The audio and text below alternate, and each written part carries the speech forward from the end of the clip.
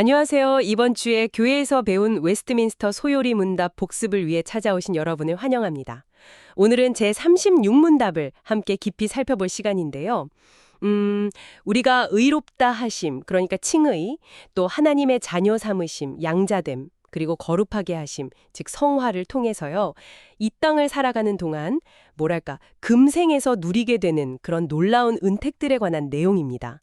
먼저 소요리 문답 제36문의 질문과 답변을 제가 읽어드리겠습니다. 질문입니다. 금생에서 의롭다 하심, 양자 삼으심, 거룩하게 하심에 동반되거나 흘러나오는 여러 은택은 무엇입니까? 답변입니다. 금생에서 의롭다 하심, 양자 삼으심, 거룩하게 하심에 동반되거나 흘러나오는 여러 은택은 하나님 사랑에 대한 확신, 양심의 평안, 성령 안에서의 기쁨, 은혜의 증가, 그리고 이 은택들 안에서 끝까지 이르는 견인입니다. 참고 구절로는 로마서 5장 1절에서 2절과 5절, 로마서 14장 17절, 잠언 4장 18절, 요한일서 5장 13절, 베드로전서 1장 5절 등이 있습니다. 네, 답변만 들어봐도 참 풍성한 내용이 담겨 있다는 걸 알 수 있는데요. 그럼 지금부터 이 5가지 은택들을 하나씩 좀 자세히 들여다보도록 하죠. 근데 그 전에요. 먼저 좀 짚고 넘어갈 부분이 있는 것 같아요. 앞선 33문에서 35문까지 우리가 칭의, 양자됨, 성화가 각각 주는 영적인 유익들, 뭐 예를 들면 죄 용서받고 하나님의 자녀가 되는 특권, 또 거룩해져가는 변화, 이런 걸 배웠잖아요. 그런데 왜 36문은 특별히 금생에서, 그러니까 우리가 이 땅에서 살아가는 동안 누리는 유익에 이렇게 초점을 맞추는 걸까요? 네. 아주 중요한 지적이십니다. 왜냐하면요, 영적인 변화라는 것이 그냥 추상적인 개념에 머무는 게 아니거든요. 반드시 우리의 구체적인 삶 속에서, 현실 속에서 실제적인 경험으로 나타나기 때문입니다. 물론 이제 이 땅에서의 유익에만 너무 집중하다 보면 뭐랄까, 잘 믿으면 무조건 잘 산다. 이런 식의 번영신학으로 흐를 위험은 당연히 경계해야 합니다. 그렇죠. 그건 조심해야죠. 네. 하지만 성경은 우리가 장차 누릴 영원한 복뿐 아니라 바로 지금 이 땅에서 누리는 영적이고 현실적인 은택들 또한 분명히 약속하고 가르칩니다. 그러니까 소유리 문답은 바로 이 균형 잡힌 시각을 강조하면서 우리의 신앙이 삶과 동떨어진 게 아니다. 이걸 보여주는 거죠. 아, 그렇군요. 영적인 복이랑 이 땅에서의 삶이 이렇게 연결되어 있다는 말씀이시네요. 그럼 이제 36문답이 제시하는 5가지 핵심 은택으로 한번 들어가 보겠습니다. 첫째가 하나님의 사랑에 대한 확신인데요. 그 청교도 신학자 토머스 워스는 성화는 씨앗이고 확신은 그 꽃이다 이렇게 표현했던데 이 확신이라는 게 정확히 뭘 의미하는 걸까요? 네, 왓슨이 참 명료하게 설명을 했어요. 이 확신이 어떻게 생겨나는지를 그 3단 문법으로 설명을 하는데요. 첫째, 대전제는 하나님의 말씀에 근거합니다. 하나님은 당신을 경외하고 사랑하는 자를 사랑하신다. 이거죠. 둘째, 소전제는 우리 양심의 증언이요. 나는 하나님을 경외하고 사랑한다. 그러면 이제 마지막 결론은 성령께서 우리 마음에 확증해 주시는 겁니다. 그러므로 당신은 하나님의 사랑을 받는 자이다. 존의 번영 같은 경우에도 로마서 8장 39절 말씀 있잖아요. 어떤 피조물이라도 우리를 우리 주 그리스도 예수 안에 있는 하나님의 사랑에서 끊을 수 없으리라. 이 말씀을 통해서 너는 내 사랑이라. 이런 음성을 듣고 죄사함의 확신과 큰 위로를 얻었다고 고백하기도 했죠. 와, 말씀을 통해서 또 양심과 성령의 증언을 통해서 하나님의 사랑을 확신하게 된다는 거군요. 아, 정말 세상 어떤 것과도 비교할 수 없는 깊은 위로와 소망을 주는 그런 은혜인 것 같습니다. 네, 분명 그렇죠. 다만 이 확신에 대해서 우리가 이해할 때 좀 주의할 점이 있습니다. 뭐냐면 이 확신 자체가 구원받는 믿음의 본질은 아니라는 사실이에요. 그러니까 참된 신자라고 해도 일생 동안 이런 강렬한 확신의 경험이 부족할 수도 있습니다. 알렉산더 화이트 같은 분은 하나님께서 누군가를 영광으로 이끌고 계시는데 정작 당사자는 그걸 명확히 인지하지 못할 수도 있다고까지 말했거든요. 아, 확신이 없어도 구원받았을 수 있다는 말씀이시군요. 네, 그럴 수 있다는 거죠. 또 확신을 가졌다고 해서 모든 의심이 다 사라지는 것도 아니고요. 왓슨의 말처럼 이 땅에서의 확신은 오류는 없지만 완전하지는 않다는 것을 기억해야 합니다. 완전한 확신은 천국에서 주어질 테니까요. 그럼에도 불구하고 이 확신은 대단히 유익하기 때문에 우리가 간절히 사모해야 할 은혜인 건 맞습니다.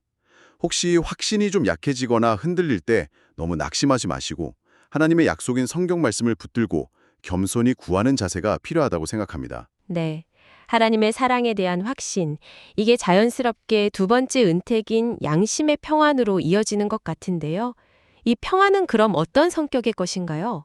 그리스도의 십자가의 피로 화평을 이루사 하나님과 우리 사이가 화목하게 되었다 이렇게 선언하잖아요. 그러니까 성부 하나님께서 계획하시고 성자 예수님께서 피 흘려 이루신 이 화평을 성령 하나님께서 우리 각자의 양심에 이렇게 적용시켜 주실 때 누리는 것, 이게 바로 이 평안입니다.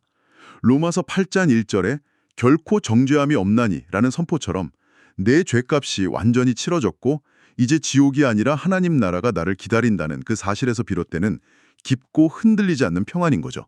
아, 정말 세상이 주는 평안과는 확실히 다르겠네요. 뭐 돈이나 성공, 관계에서 오는 그런 일시적인 안정감과는 근본적으로 차원이 다른 평안이겠습니다. 정합합니다. 세상의 평안은 상황에 따라 막 흔들리잖아요. 하지만 이 양심의 평안은 우리의 감정이나 외부 조건이 아니라 변치 않는 하나님의 객관적인 약속에 뿌리를 두고 있습니다. 그래서 참되고 견고하죠. 그런데 이 평안 역시 앞서 말한 확신처럼 믿음의 본질 그 자체는 아니에요.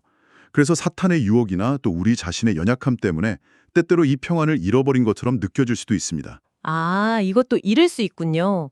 그렇다면 이 귀한 평안을 잃지 않고 잘 지키려면 어떻게 해야 할까요? 왓슨이 여기서도 몇 가지 좀 실질적인 조언을 하는데요.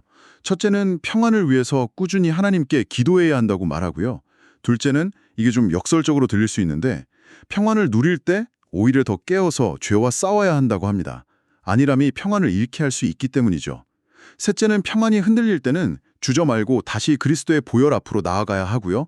넷째는 무엇보다 하나님과의 친밀한 교제를 통해서 동행하는 삶을 살아야 한다. 이렇게 조언합니다. 여러분도 한번 스스로에게 질문해 보시면 좋겠습니다. 지금 내 안에 이 참된 양심의 평안이 있는가? 그리고 이 평안을 위해 나는 무엇을 하고 있는가? 네. 세 번째 은혜택은 성령 안에서의 기쁨입니다. 로마서 14장 17절 말씀처럼 하나님 나라는 성령 안에 있는 의와 평강과 희락이라고 했는데요. 평안과 더불어서 기쁨까지 주신다니 정말 놀랍습니다. 네, 이 기쁨 역시 세상의 즐거움과는 좀 구별됩니다. 변덕스러운 감정이나 좋은 환경에서 오는 일시적인 그런 행복감이 아니고요. 나를 향한 삼위일체 하나님의 변함없는 사랑이라는 그 영원한 진리 위에 서 있기 때문이죠. 그래서 신자는 때로 고난과 슬픔을 겪는 중에도 그 상황을 초월하는 깊은 기쁨을 누릴 수 있게 되는 겁니다.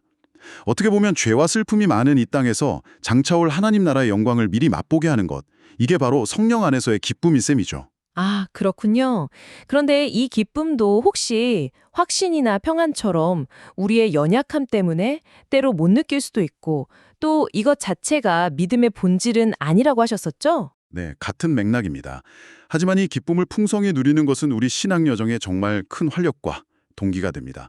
혹시 여러분 중에 신앙생활이 좀 힘들고 지켜야 할 것만 너무 많아서 좀 우울하게 느껴지신다면 참된 신앙은 본질적으로 기쁨을 동반한다는 사실을 기억하실 필요가 있어요. 기쁨은 성령의 열매 중 하나니까요. 예수님께서도 그 형식적인 종교 생활에 지친 사람들에게 수고하고 무거운 짐진 자들아 다 내게로 오라 내가 너희를 쉬게 하리라. 이게 마태복음 11장 28절 말씀이죠. 이렇게 초청하시면서 참된 안식과 기쁨을 약속하셨습니다. 내 안에 성령께서 주시는 이 참된 기쁨이 살아있는지 점검해 보는 것, 이게 매우 중요합니다. 네 번째 은택으로 넘어가 보겠습니다. 은혜의 증가인데요. 거듭난 신자라면 반드시 이 은혜의 증가를 경험한다고 하는데 이건 어떤 의미인가요? 간단히 말하면요. 참된 신자는 반드시 성화, 그러니까 거룩해져가는 과정 속에서 영적으로 성장한다는 뜻입니다. 왓슨은 이 은혜를 자라나는 씨앗에 비유했어요. 요한일서 3장 9절에 나오는 하나님의 씨처럼 말이죠. 땅 속에 묻힌 돌멩이는 그냥 그대로 있잖아요. 하지만 땅에 심겨진 씨앗은 싹을 틔우고 자라나서 잎사귀를 내고 결국 열매를 맺는 것처럼 우리 안에 심겨진 은혜는 반드시 성장하는 생명력이 있다는 겁니다. 아, 듣고 보니 이거 정말 중요한 점이네요.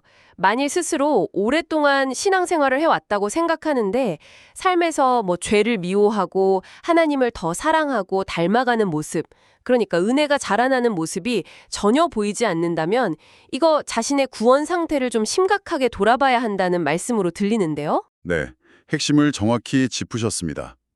성경은 성화 없는 구원은 있을 수 없다고 분명히 가르치거든요. 물론 성장의 속도는 사람마다 다를 수 있고 더디게 자랄 수도 있습니다.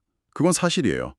하지만 성장이 아예 멈춘 것처럼 느껴진다면 그것을 슬퍼하면서 더욱 간절히 은혜의 방편들, 그러니까 말씀 묵상이나 기도, 또 공예배와 성례 참여, 성도들과의 교제 같은 것들을 힘써야 합니다. 다만 여기서 또 주의할 점은 이 성장이 오직 우리의 노력만으로 이루어지는 건 아니라는 점입니다. 에베소서 2장 8절 말씀처럼 구원이 하나님의 선물이듯 성화의 과정 역시 하나님의 도우심과 은혜가 필수적이에요.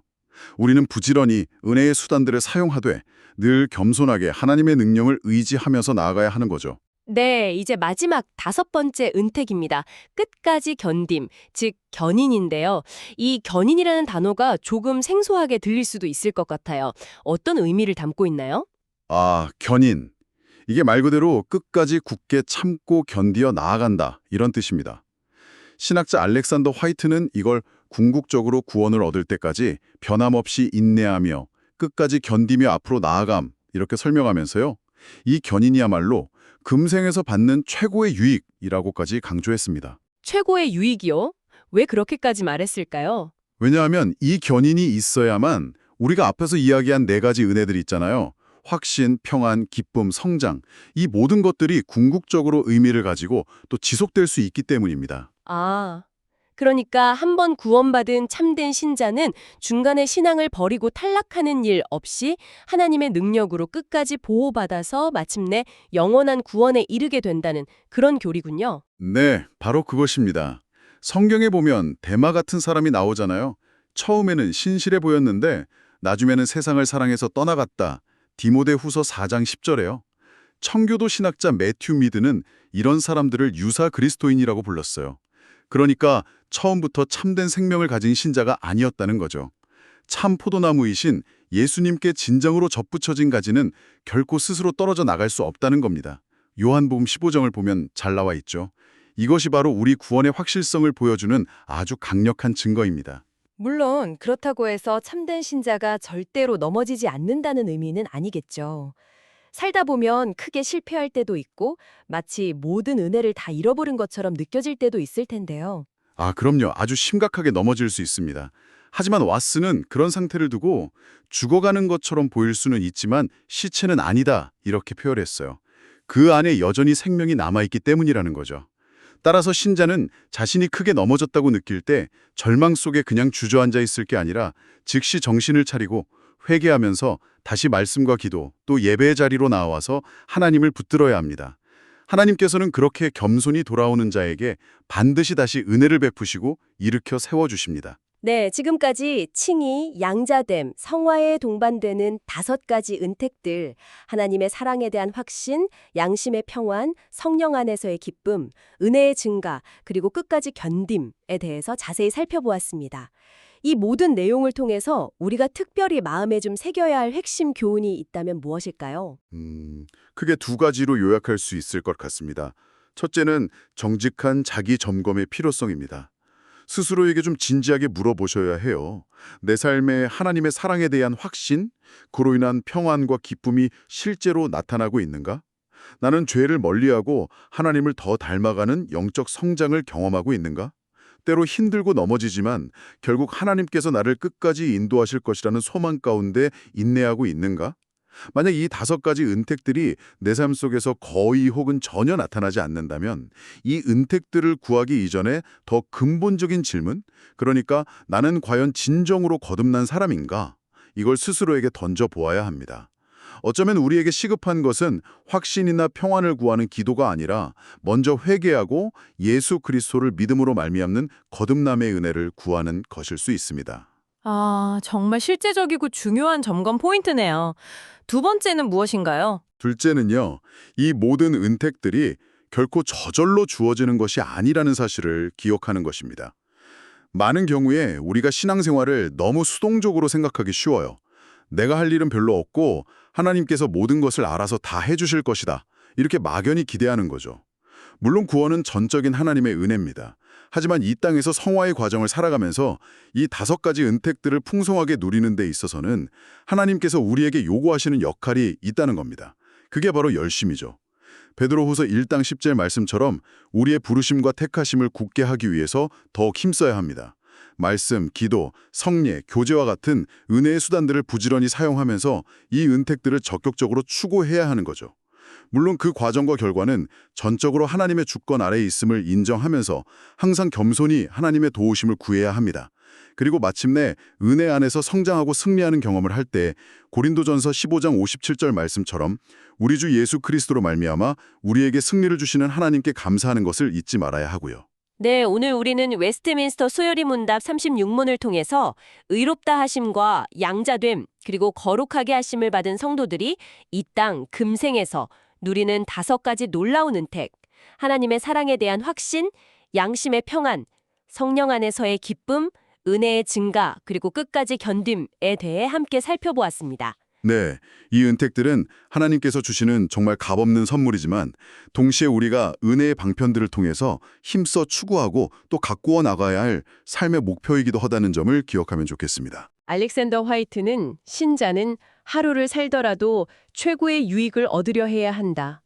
우리에게 날마다 유익을 주시는 주님을 찬송하라 이렇게 권면했었죠. 또한 예레미야애가 3장 23절은 이렇게 노래합니다. 이것들이 아침마다 새로우니 주의 성실하심이 크시도소이다. 이번 한 주간 오늘 저희가 나눈 이 금생에서의 귀한 은택들을 마음속에 다시 한번 되새기시면서요.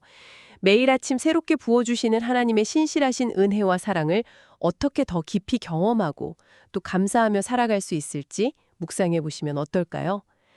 다음 시간에 또 유익한 내용으로 찾아뵙겠습니다. 평안한 한 주 보내십시오.